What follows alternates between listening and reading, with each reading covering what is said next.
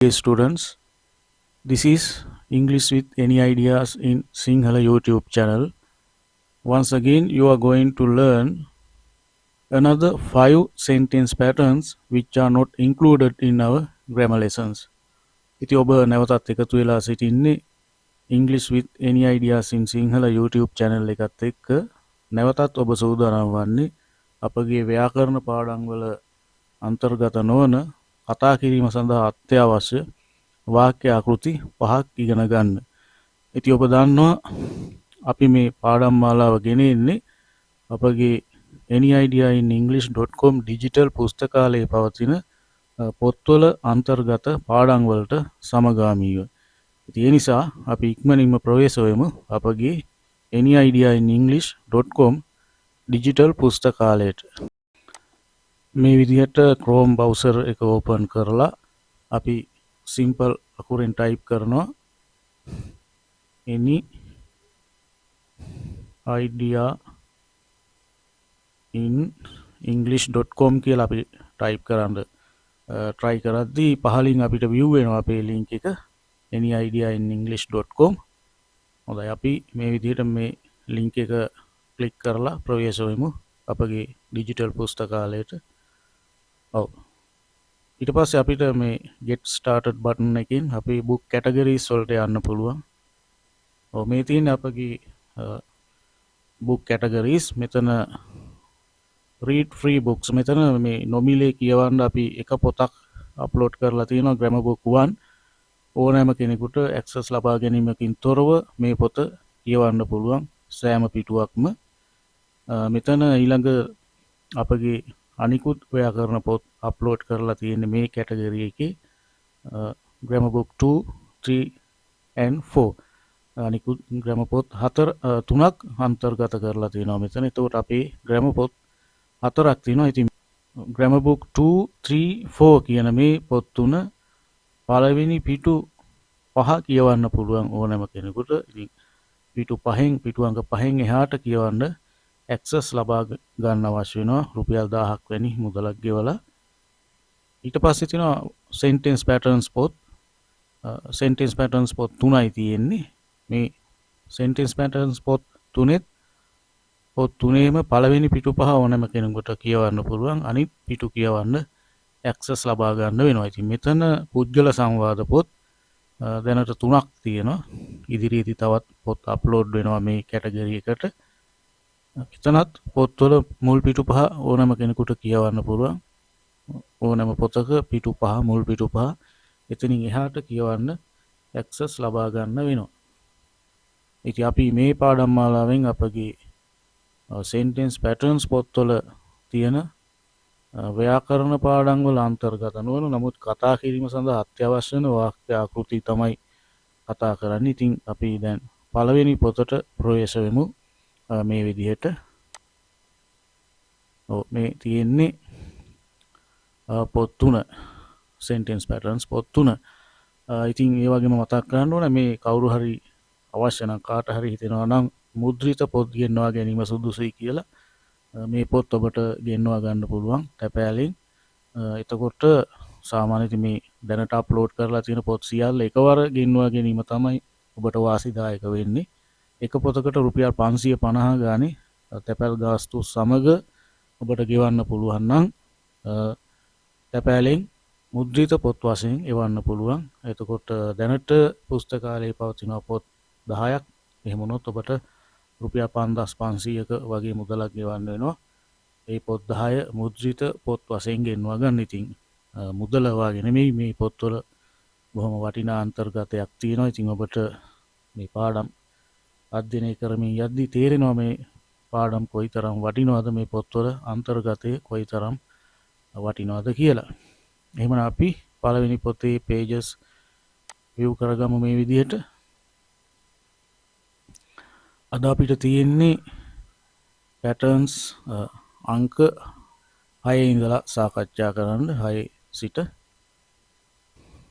ඔව් බලමු මේ ආකෘතිය subject plus may have plus indefinite article දෙකකින් එකක් අපිට පාවිච්චි කරන්න පුළුවන්. එහෙම නැතුවත් අපිට noun එකක් එක්ක මෙන්න මේ අදහස කියන්න පුළුවන්.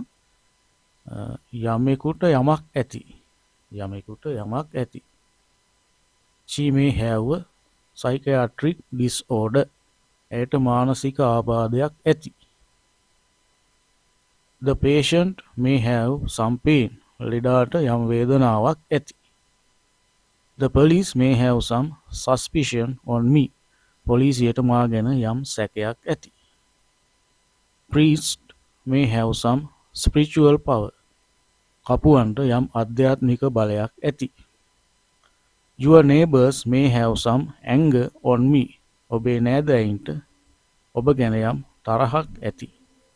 මේ විදිහට මේ ආකෘතිය පාවිච්චි කරන්න පුළුවන් යමෙකුට යමක් ඇති කියන අදහස ගේන්න. ඊළඟ ආකෘතිය බලමු. යමෙකුට යමක් තිබිය යුතුයි.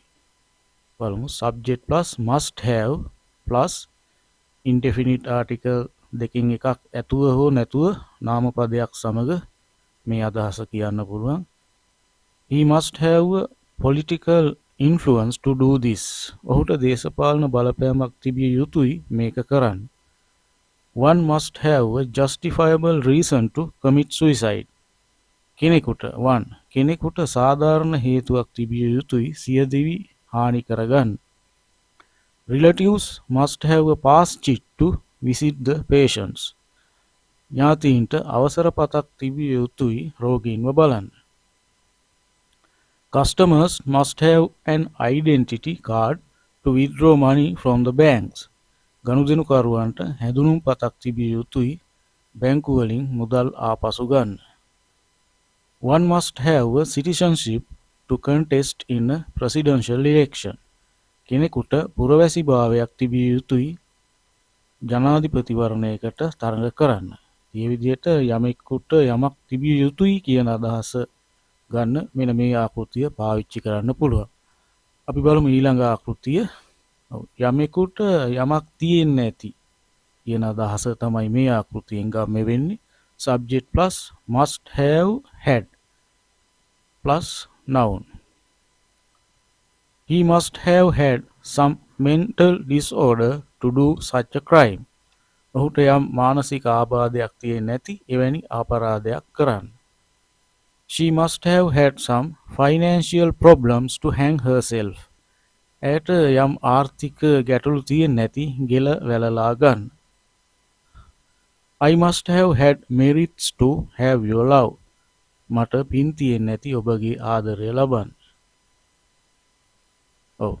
ඊළඟ ආකෘතිය බලමු අපි. Subject plus should have had plus indefinite article එකක් ඇතුව හෝ නැතුව අපිට නාමපදයක් පාවිච්චි කරන්න පුළුවන්. මේකෙන් ටිකක් සංකීර්ණ අදහසක් කියවෙන්නේ. අපි බලමු. If my father had equally imparted his property, I should have had 3 acres of land. මගේ තාත්තා සමානව දේපල බෙදලා දීලා තිබුණා නම් මට අක්කර 3ක ඉඩමක් තිබිය යුතුව තිබුණා.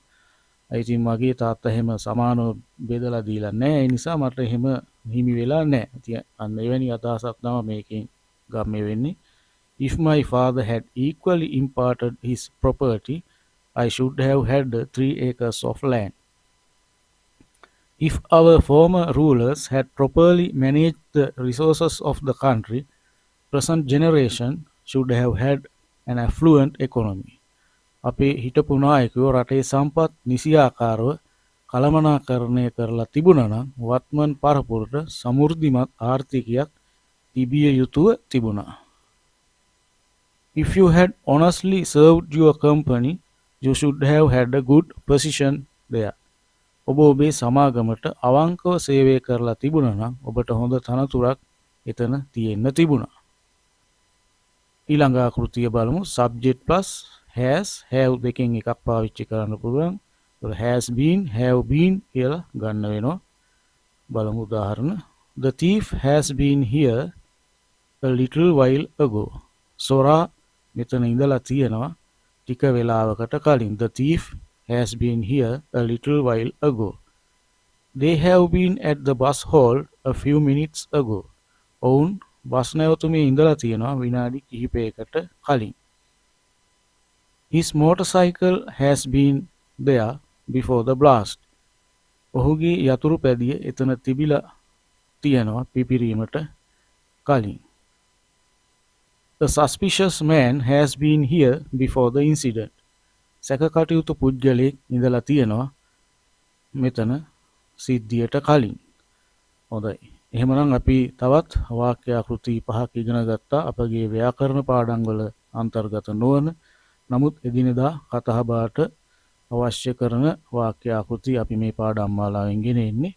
එහෙමනම් ඉතින් තවත් මෙවැනිම ලස්සන වැදගත් අත්‍යවශ්‍ය වාක්‍යාකෘති 5ක් සමගින් ඊළඟ පාඩමෙන් හමු